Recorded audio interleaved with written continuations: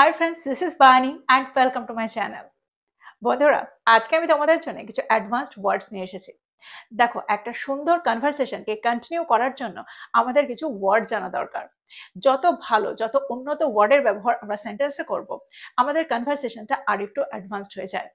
দেখো, এমন কিছু ওয়ার্ড আছে যেগুলোর ব্যবহার করলে আমাদের কনভারসেশনটা আরো একটু অ্যাডভান্সড হয়ে ওঠে, আর যেগুলো প্রচন্ডভাবে ইউজফুল।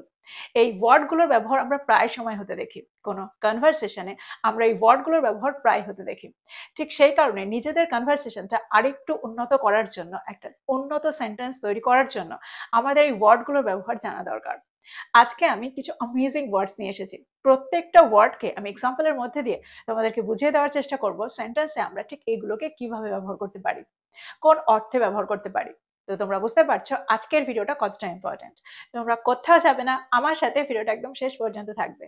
যারা চ্যানেলে নতুন, অর্থাৎ প্রথম আমার ভিডিও দেখছো, তারা প্লিজ চ্যানেলটাকে সাবস্ক্রাইব করে নিও। তাহলে যখনই আমি ভিডিও আপলোড করব তোমরা নোটিফিকেশন পেয়ে যাবে। তো আর দেরি না করে চলো শুরু করা যাক আজকের ভিডিও। সবার আগে আমরা যে ওয়ার্ডটা দেখবো সেটা হলো প্যারামাউন্ট।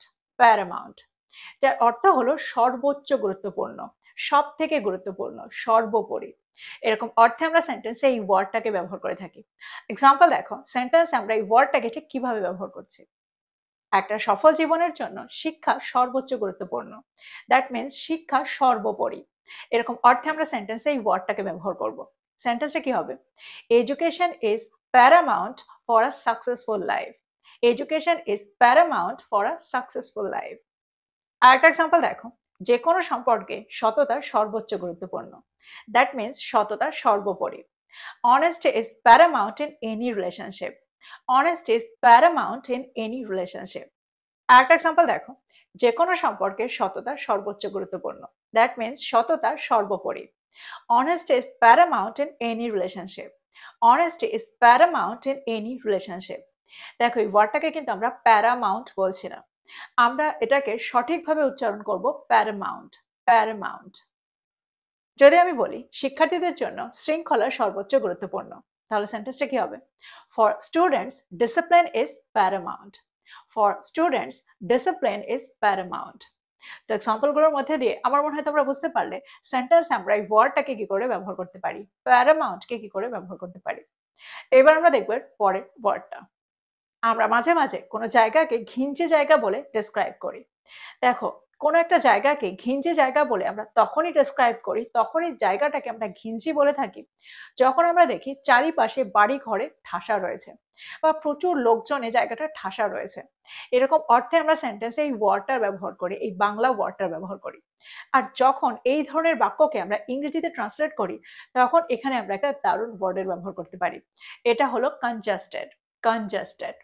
যখন আমরা কোনো জায়গাকে কনজাস্টেড জায়গা বলি, কনজাস্টেড এরিয়া বলি, তার অর্থ হলো জায়গাটা একটা ঘিঞ্জি জায়গা, একটা ঠাসা জায়গা।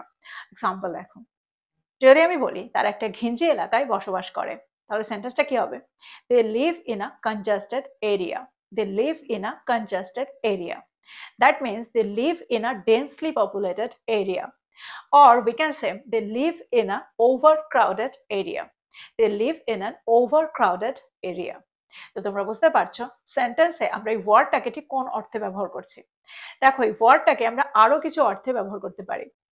যদি আমি বলি শহরের রাস্তাগুলো গাড়িতে ঠাসা ছিল, তাহলে সেন্টেন্সটা কি হবে? দেখো, এখানেও আমরা কনজাস্টেড এই ওয়ার্ডটা ব্যবহার করতে পারি। তো সেন্টেন্সটা কি হবে? The city streets were congested with cars. The city streets were congested with cars. প্রচন্ড ঠান্ডায় নাক গলা বন্ধ হয়ে যাওয়ার অর্থেও আমরা সেন্টেন্সে এই ওয়ার্ডটা ব্যবহার করতে পারি। ঠান্ডা লেগে প্রায় আমাদের নাক বন্ধ হয়ে যায়, আমাদের গলা আটকে আসে, তখনও আমরা সেন্টেন্সে এই ওয়ার্ডটা ব্যবহার করে থাকি। যদি আমি বলি প্রচন্ড ঠান্ডায় আমার নাক বন্ধ হয়ে গেছে, তাহলে সেন্টেন্সটা কি হবে? My nose is congested due to a bad cold. My nose is congested due to a bad cold. দেখো, প্রচন্ড ঠান্ডা লাগার অর্থে আমরা ব্যাড কোল্ডের ব্যবহার সেন্টেন্সে করে থাকি। তো এক্সাম্পলগুলোর মধ্যে দিয়ে আমার মনে হয় তোমরা বুঝতে পারলে সেন্টেন্সে আমরা এই ওয়ার্ডটাকে কি করে ব্যবহার করছি। এবার আমরা দেখব পরের ওয়ার্ডটা। বাংলায় আমরা প্রায় বলে থাকি জীবনটা একঘেয়ে হয়ে গেছে, অফিসের কাজগুলো একঘেয়ে হয়ে গেছে, এই কাজগুলো করতে করতে একদম একঘেয়ে লাগছে।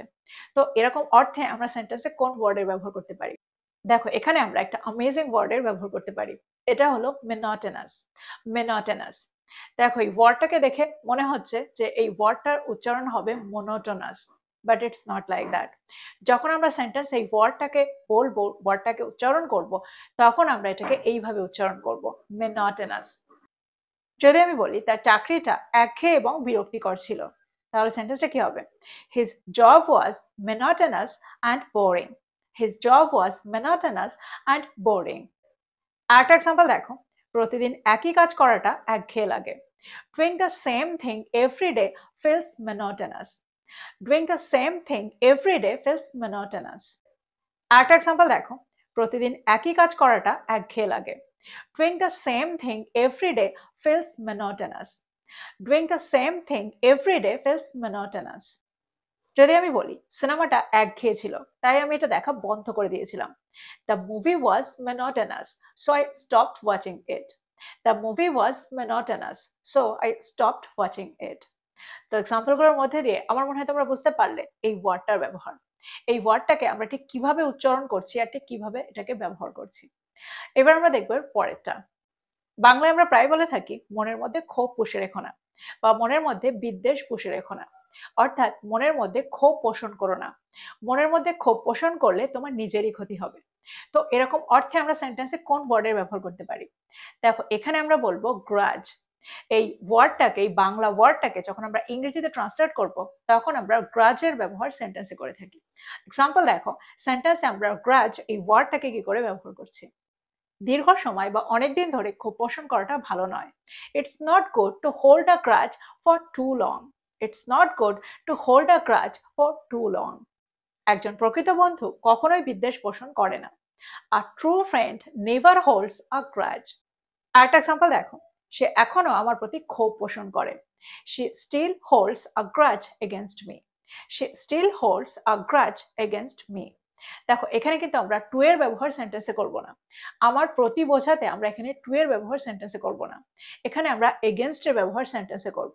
She still holds a grudge against me. তো আমার মনে হয় এই ওয়ার্ডটাকেও তোমরা বুঝতে পারলে, সেন্টেন্সে কোনো ক্ষোভ বা বিদ্বেষ বোঝাতে আমরা এই ওয়ার্ডটার ব্যবহার করতে পারি, গ্রাজের ব্যবহার করতে পারি। এবার আমরা দেখব পরের ওয়ার্ডটা। আমরা বাংলায় প্রায় বলে থাকি তাদের সম্পর্কের মধ্যে ফাটল ধরছে, তাদের বন্ধুত্বের মধ্যে ফাটল ধরে গেছে, তার ব্যবসাটায় এখন ফাটল ধরে গেছে। এরকম অর্থে আমরা সেন্টেন্সে কোন ওয়ার্ডটার ব্যবহার করতে পারি?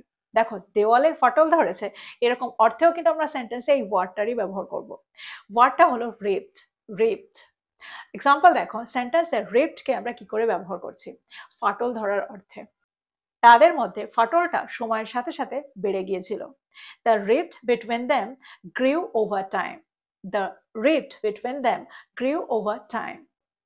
যদি আমি বলি পুরোনো দেওয়ালে একটা গভীর ফাটল দেখা দিয়েছিল, তাহলে সেন্টেন্সটা কি হবে? A deep rift appeared in the old wall. A deep rift appeared in the old wall. তো এক্সাম্পলগুলোর মধ্যে দিয়ে আমার মনে হয় এই ওয়ার্ডটাকেও তোমরা বুঝতে পারলে। এবার আমরা দেখব পরের ওয়ার্ডটা। বাংলায় আমরা প্রায় বলে থাকি তার জ্ঞান অর্জন করার প্রচন্ড তাগিদ ছিল, তার শেখার কোনো তাগিদই নেই। তো এরকম অর্থে, অর্থাৎ তাগিদ এই ওয়ার্ডটাকে আমরা যখন ইংরেজিতে ট্রান্সলেট করব, তখন আমরা কোন ওয়ার্ডের ব্যবহার করব, কোন ওয়ার্ডটাকে পাবো? এখানে আমরা ব্যবহার করব আর্জ। আর্জ। সেন্টেন্স দেখো, সেন্টেন্সে আমরা এই ওয়ার্ডটাকে কি করে ব্যবহার করছি? তার পৃথিবী ভ্রমণের একটা তাগিদ ছিল। She had an urge to travel the world. She had an urge to travel the world. যদি আমি বলি তার শেখার কোনো তাগিদ নেই, তাহলে সেন্টেন্সটা কি হবে? She has no urge to learn. She has no urge to learn. আরেকটা এক্সাম্পল দেখো, তিনি গরিবদের সাহায্য করার একটা তাগিদ অনুভব করেছিলেন। She felt an urge to help the poor. She felt an urge to help the poor. তো তোমরা বুঝতে পারছো সেন্টেন্সে আমরা এই ওয়ার্ডটাকে কত সুন্দরভাবে ব্যবহার করতে পারি, কত সহজভাবে ব্যবহার করতে পারি। আমরা বাংলায় প্রায় বলে থাকি গাছের পাতাগুলো নুয়ে পড়েছে। গাছটাতে জল না দেওয়ায় গাছের পাতাগুলো একদম নুয়ে পড়েছে বা ম্লান হয়ে গেছে। এরকম অর্থে আমরা সেন্টেন্সে কোন ওয়ার্ডের ব্যবহার করতে পারি? এখানে আমরা বলবো ওয়েলড। ওয়েলড, যার অর্থ হলো নুয়ে পড়া, ম্লান হয়ে যাওয়া, দুর্বল হয়ে পড়া। সেন্টেন্স দেখো, সেন্টেন্স এই ওয়ার্ডটাকে কি করে ব্যবহার করা যায়? তুমি যদি গাছে জল না দাও তবে এটা ম্লান হয়ে যাবে। দ্যাট মিনস এটা নুয়ে পড়বে। If you don't water the plant, it will wilt. If you don't water the plant, it will wilt. আরেকটা এক্সাম্পল দেখো, ফুলদানির মধ্যে ফুলগুলো দুদিন পরে নুয়ে পড়েছিল। দ্যাট মিনস দুদিন পরে ম্লান হয়ে গিয়েছিল। The flowers in the vase wilted after 2 days. The flowers in the vase wilted after 2 days. যদি আমি বলি বারবার ব্যর্থতার পরে তার আত্মবিশ্বাস ম্লান হয়ে গিয়েছিল, দ্যাট মিনস তার আত্মবিশ্বাস দুর্বল হয়ে পড়েছিল। দেখো এখানেও কিন্তু আমরা উইল্টের ব্যবহার সেন্টেন্সে করব। যখন সেন্টেন্সটা পাস্ট টেন্সে থাকবে তখন আমরা উইল্টের সেকেন্ড ফর্ম উইল্টেড এর ব্যবহার করে থাকি। তো সেন্টেন্সটা কি হবে? His confidence উইল্টেড after repeated failures. His confidence উইল্টেড after repeated failures. তো তোমরা বুঝতে পারছো সেন্টেন্সে আমরা এই ওয়ার্ডটাকে কি করে ব্যবহার করছি। যখন আমাদের বোঝাতে হবে দুর্বল হয়ে পড়া, ম্লান হয়ে পড়া, তখন আমরা সেন্টেন্সে এই ওয়ার্ডটা ব্যবহার করে থাকি।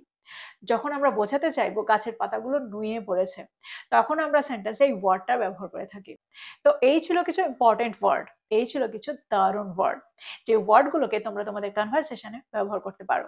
সেন্টেন্সে এই ওয়ার্ডগুলোকে ব্যবহার করে তোমাদের কনভারসেশনটা আরেকটু অ্যাডভান্সড করে তুলতে পারো। তো প্রত্যেকটা ওয়ার্ডকে নোট ডাউন করো আর প্রত্যেকটা ওয়ার্ড দিয়ে সেন্টেন্স তৈরি করো, আর সেগুলোকে তোমাদের কনভারসেশনে ব্যবহার করো। যত তোমরা এগুলোকে ব্যবহার করবে তত তাড়াতাড়ি তোমরা এগুলোর সাথে সরগর হয়ে যাবে, না হলে সবগুলোই ভুলে যাবে। তো এই ছিল আজকের টপিক, এই ছিল আজকের ভিডিওটা ভালো লাগলে লাইক করতে ভুলে যেও না, বন্ধুদেরকে শেয়ার করো যারা ইংরেজি শিখছে। So this is all about today. I will be back with another video. Till then, take care. Thank you for watching this video. Bye bye.